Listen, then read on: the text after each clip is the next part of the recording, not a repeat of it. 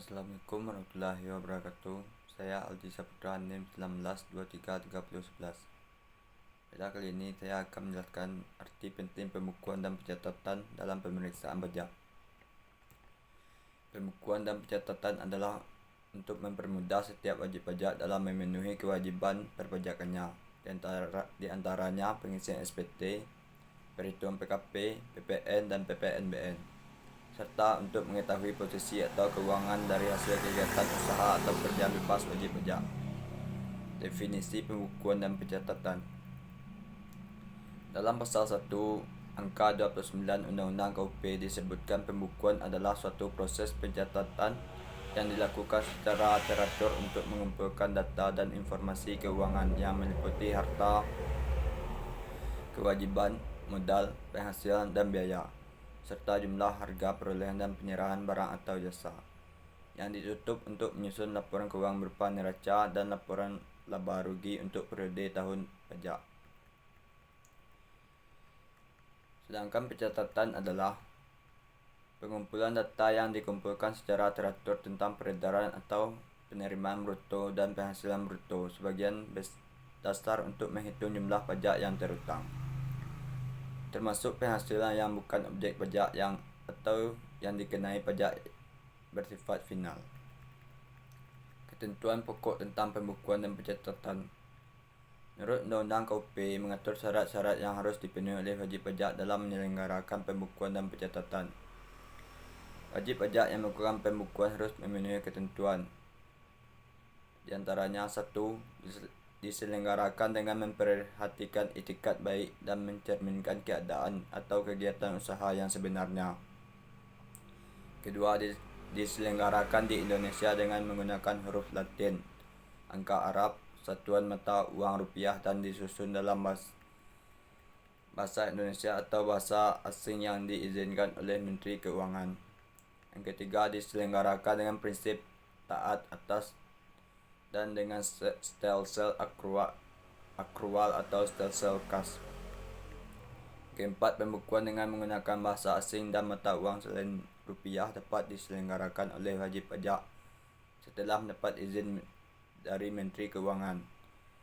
Dan yang terakhir, pembukuan sekurang-kurangnya terdiri atas catatan mengenai harta, kewajiban, modal, penghasilan, dan biaya, serta penjualan dan pembelian sehingga dapat dihitung besarnya pajak yang terhutang. Adapun bagi wajib pajak yang melakukan pencatatan harus memenuhi syarat-syarat sebagai berikut. 1. Pencatatan harus menggambarkan peredaran atau penerimaan bruto atau jumlah penghasilan bruto yang diterima atau diperoleh. Yang kedua, penghasilan yang bukan objek pajak dan atau penghasilan yang pengenaan pajak yang bersifat final. Bagi wajib pajak yang mempunyai lebih dari satu jenis usaha dan atau tempat usaha, pencatatan harus menggambarkan secara jelas untuk masing-masing jenis usaha atau tempat usaha yang bersangkutan. Dan yang terakhir adalah kewajiban untuk menyelenggarakan pencatatan. Wajib pajak orang pribadi harus menyelenggarakan pencatatan atas harta dan kewajiban.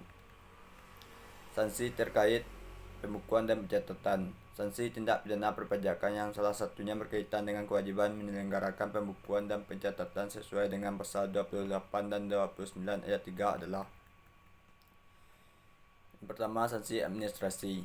Sanksi administrasi ini diatur dalam pasal 13 ayat 1 huruf D Undang-Undang KUP, yaitu kewajiban sebagaimana dimaksud dalam pasal 28 atau 29 tidak dipenuhi sehingga tidak dapat diketahui besarnya pajak yang terhutang.